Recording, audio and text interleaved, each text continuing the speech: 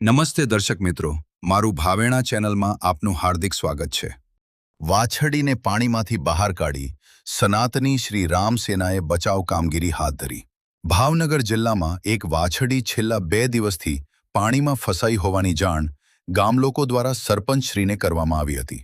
જો કે જાણ કરવા છતાં વાછડીને બહાર કાઢવા કે કોઈ સારવાર આપવા અંગે તાત્કાલિક કાર્યવાહી કરવામાં આવી ન હોવાનું જાણવા મળ્યું હતું।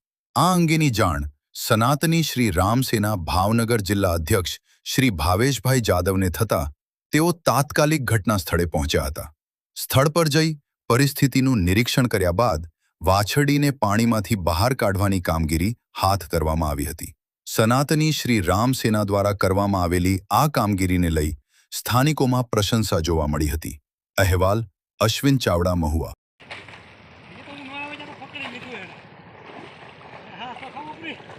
આપણે મળી